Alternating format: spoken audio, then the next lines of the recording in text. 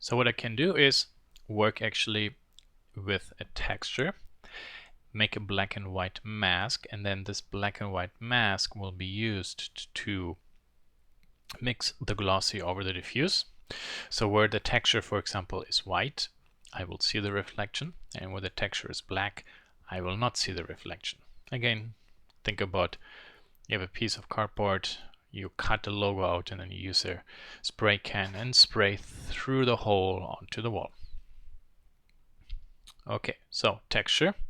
The tool we could use, which will be ideal for this task, is Braun. I will make a small duplicate here so I can actually quickly connect those. There I see the size. So this is way too big. So 550. Yeah, this is better. This gets more tiny. So let's zoom in. There we can see kind of like the flakes, how they look, but they feel a little bit stretched. So let's go input and texture coordinates, and we say, well, use the vector or the scale of the object. There. Now you see these things are more roundish, so maybe 2000. What about 3000? And this is better. Okay, nice. But actually what I see is the black holes and then mainly the white cell stuff. I want the opposite. So I can go to color ramp, put this one in, and clamp this one down, clamp this one down, and look at this. When I reverse the direction, I can then actually, by moving these sliders to there, create small dots. Small dots equal my metallic flakes. Perfect. So to make them super sharp, black and white, we will get closer together. If you want to have a softer edge, then actually move the slider to the left side. We can get this one closer to make this even smaller. And then if we want to have a finer grit, we can, for example, adjust this a little bit. There. Perfect. Looks pretty good. Let's zoom out. And there we have now a really nice fine grit. So why is this actually useful? So again, this is kind of like a black and white mask. And I could say now, well, use this black and white mask to blend, please, between this diffuse and this diffuse. So let's zoom in. And there you can actually see the individual dots, kind of like the nice flakes. If I turn this off, you can do this even more. So from a certain distance, then there you can see it's black body and we have orange metallic flakes and then a clear coat over it. Well, this is actually kind of like an orange body with here, there specifically, we see this nicely, those dots. Pretty awesome.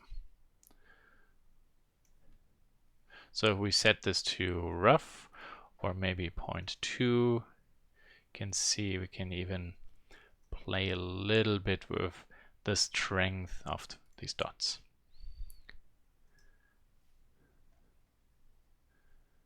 So let's say 0.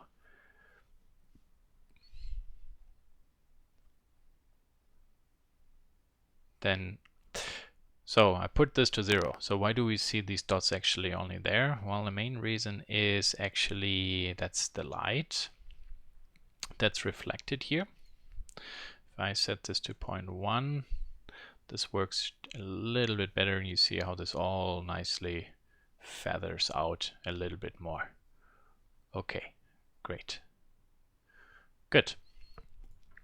So now let's take a look from a distance. I will let this run for a moment, but you see, even with more samples and samples, this graininess remains because again, that's a mask. And if I turn this off, then that's basically the true reflection and how blurry it is. So let's bring this back to there. So what can we else do? Well, maybe we should set this to 10,000 to get these dots more packed. There was way too much space in between. 15,000. Yeah, this is pretty good. Okay, lots of nice flakes. And here's a nice little trick. Let me turn this one off. I actually maybe do not want these flakes to be at these edges or so. So is there something I can do? Well, we have my layer weight, so I can put the layer weight in there, but then you see it only reflects there the most, and here the front is gone and it's not having the same strength. If I bring this one back, then it's all, the grain is back, but it's just uniform. Well, the little trick is our math node. We can set this to multiply, put this one in there. So we say facing value multiplied by whatever comes out of here. That will then be there. Or add or mix. Do we have a mix? No, it's just a multiply, yeah. So maybe we can play with this a little bit, bring some color back, but then it's more noise, as you can see. So there we have it a little bit. But now you see there's a little bit of strength simply going away. So I take this and bring this closer to there and just rotate it. And I actually want only to see the result of this area. And there you can see there are actually the flakes, but they're a little bit hidden by the glossy coat. So to see those reflections, obviously you need to have an object that's nice and bright that will show up. So this effect is maybe not as strong as I want. So what can I do? Well, let's put another math node in between, and then we multiply this by 2 or 3. So we can bring a little bit of power back.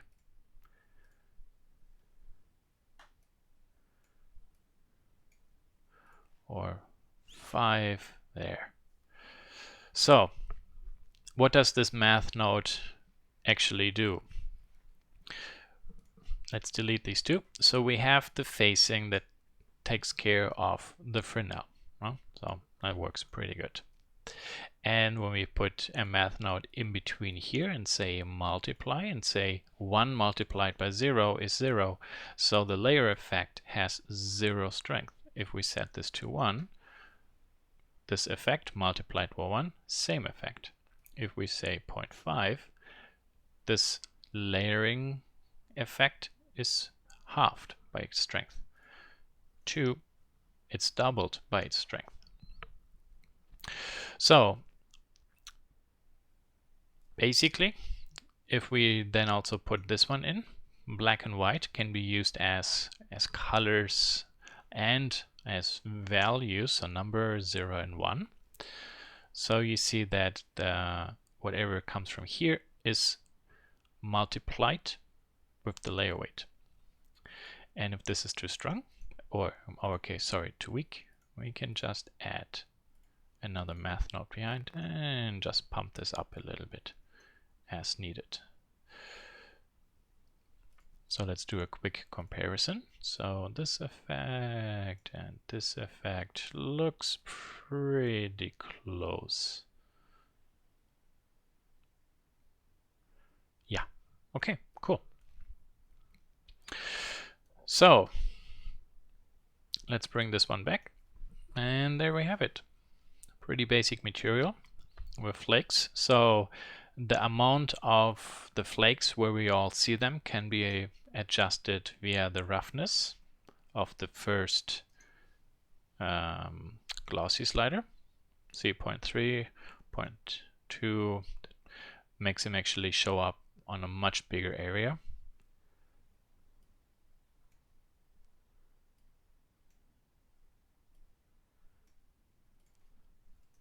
And then via the Braun texture and the color ramp, and then a smart double amount of the multiply nodes, we can actually bring back the value and of the reflection, and we can kind of like stencil this blurry reflection where we need. And then later we add another glossy over it. Okay, good. One last thing I would like to show. So this is a nice uniform color, but maybe based on the angle, I would like to change the color as well.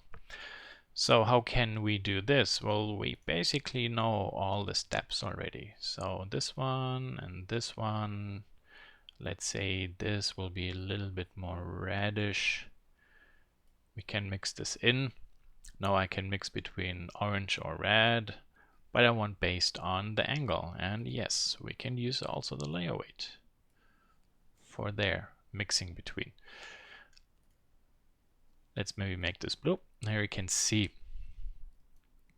that effect.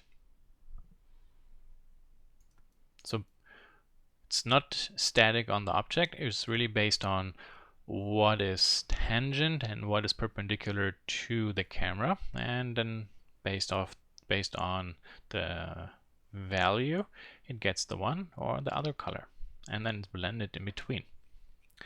And that's basically all you need to know about how to create materials for plastic where we have flakes in between, and then for example we also have a clear coat, and in addition maybe change the color a little bit. So I would like to go just to this object and give this a new material. So let's say this should be maybe a metallic. So we do basic metallics just by using glossy there. And for example, we can lower this a little bit and maybe make this clear or slightly rough. But let's say there's a clear coat or something over it. And you can see that, for example, with a lot of hardware, the metal is brushed and then there's a clear coat over it. So what do we do here? Pretty much the same.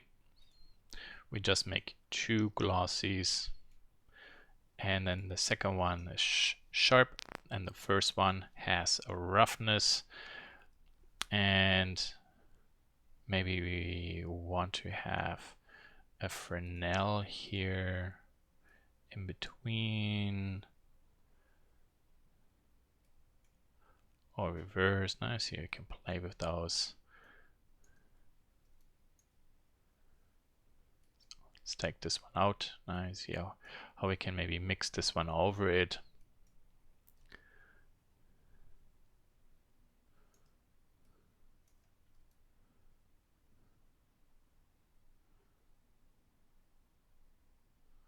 So there. This way then we can create interesting metallic looks. Also here, because this is a metal, this one, for example, we could give a color as well. So let's say this is anodized aluminum, and then later we put a clear coat over it. And in case this should only be aluminum, well, obviously we only need one glossy, but in case there is a clear coat later put over it to seal it, we need to have this added to it. Okay, perfect. That's everything. I really shouldn't say this is everything, because there's always something that's not there yet. Yeah, Let's maybe finish or add some more materials. So let's say this should be glass. Glass is actually very easy. So we will create a new material. And here, let's delete everything. Input, for example, the shader, glass, and output material. Ding, and there's our glass. Super, done. Okay, here, let's say this should be a nice plastic. So black, let's make a new material. Okay, so black, so we can make this a nice dark gray.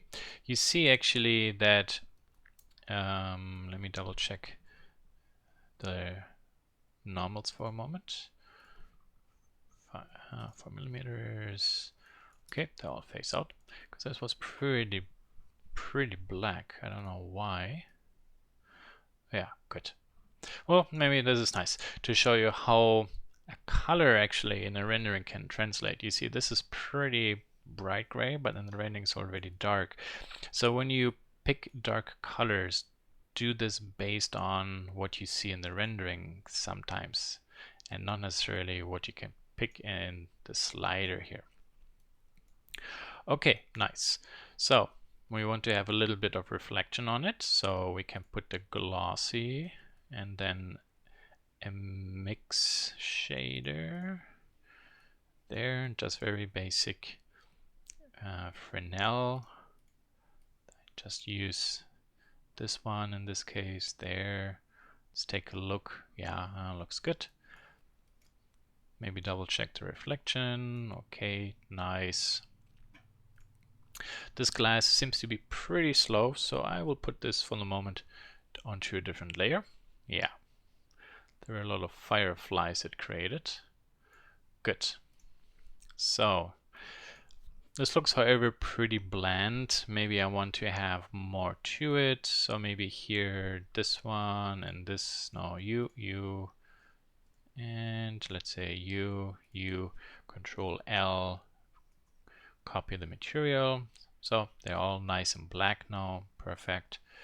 This is good. And let's say I would like to have a nice bumpiness on it. So we can go texture coordinates. Let's see, what texture can we use? Should we use noise? Never really made much with this one, so let's give this a try. I just put over a small dummy material so I can see how this looks. Object. Okay, scale 500. 1000. 4000. 3000. 3.5. Okay, yeah, size-wise this looks okay. Good. Let's move this one to there, because this one I will now use for the bump mapping. So for the bump, it's a vector. So our direction, we need the not the mapping. Whoops, sorry, we need the bump. And then the factor we can push into the height. Push this one to there. Maybe first make this clear, and now we don't really see much. So whenever we want to check kind of like a reflection, we might need to have a little bit of a reflection visible first. 0.1 there. This one was set to 1, so it was my fault. So the bump is so crazy you don't really see anything. So 0.1. We can bring this back. Actually, it doesn't matter if we use color or the input there. There is a little bit of that structure. 0.2. Maybe make this a little bit bigger. And there with the base color. And there you see, we zoom in. The surface is nice and rough. So there's a interesting structure to it. Obviously, again, this bump mapping, you really nicely only see where you have light. so that on the surface we can see some sort of reflection. This is still too big. There. And this is better. Maybe 5000. Can make this a little bit darker. Maybe a little bit of blurriness to the reflection, so I mix the bump plus a little bit of surface structure. See, this is nice. Looks pretty great. So a nice shininess over it, and you can clearly see there's a little bit of structure going on. Maybe we can make this a tick darker even. Okay, good. So let's bring the glass back from here. And there you see we get all these fireflies. So let's go to, was it light path? Yeah. So refraction we turn off. This one maybe we can turn off. Let's zoom in. Still some, maybe 10. Let's see. Yeah, most of them are, the more I render, are actually gone. Good, nice.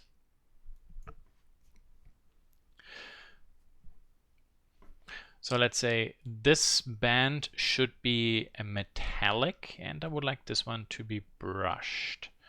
So, whoops, wrong one. Let's take a look how this is built. Okay, so this is a nice band. Perfect. Okay, so let's give this a material. So maybe a little bit gray, and then we will add a mix, and we will add a glossy.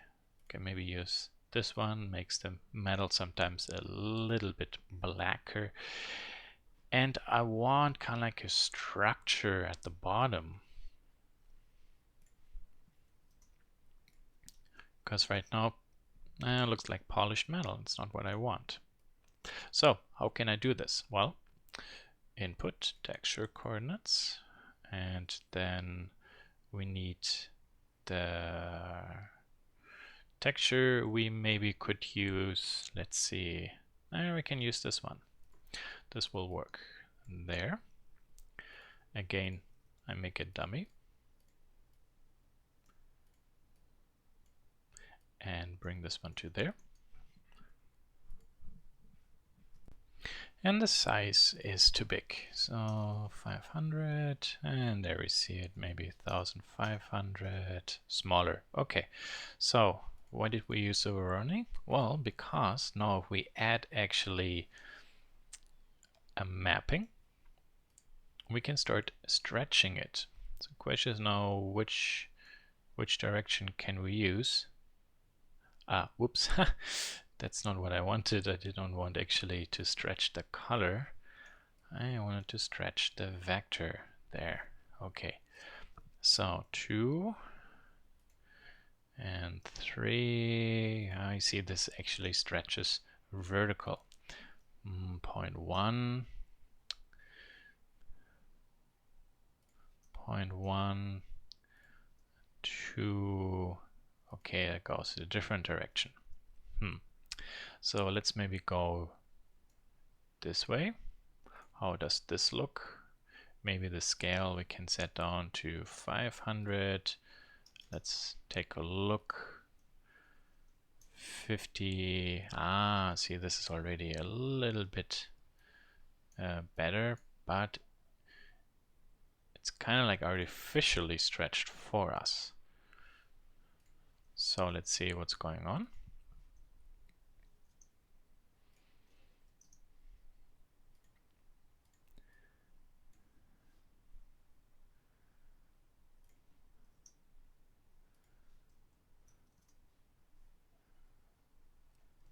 So you see, all these settings I click on, I'm not really getting the result I look for. I can stretch a little bit, but then it stretches, well, along this one area, but not really the other area.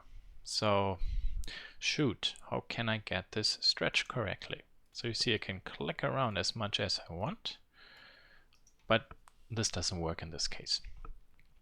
Because I can stretch along one direction, but actually I want to stretch along basically a complete, yeah, how could I say that, ring. So 0.1, 2, 4, 8, and there you see in this case actually this works because X and Y is basically the structure. And when I compress it along Z, I can actually, as you can see, squeeze these rings together, which will in return give me the feeling of this being brushed. Now if I increase maybe,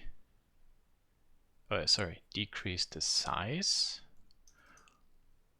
and then maybe increase the compression, there you see I can get actually my pattern. This is a little bit longer, so let's make this 80 or 120, 100, 100. This, for example, from a distance looks a little bit more like being brushed. Okay, so where can this be used? This can actually be used in two areas. First, I can make a color and maybe hue and hue, factor, mix. So I can colorize this a little bit. So there's now like a base color. Okay. And the reflection I have here, I can give a bump mapping. So we go to vector, bump, put this one to there, put this one to there, 0, 1, and there you see it. There's a little bit of stuff going on. 0.1 because this will be blurry. 0.2, 0.05. So yeah, works a little bit. So as a quick hack to create kind of like a brushed material, this is one way how this can work. So we always use, or we can use, a Braun texture, and then via the scaling we just squeeze it. We have a circular object, so we don't need to UV unwrap it. If we want to do this on the pipe, I might have to UV unwrap the pipe, and then actually I can compress everything along one direction. In our case here, it's just simply the Z direction we can use to compress it. To give you an idea how, for example, this will not look good, I will copy this material over and let's take a look. And there you see now all these lines go horizontal, and basically what I wanted should go vertical and then follow the curve. So that, for example, can't actually work. Okay, now for real, this is everything.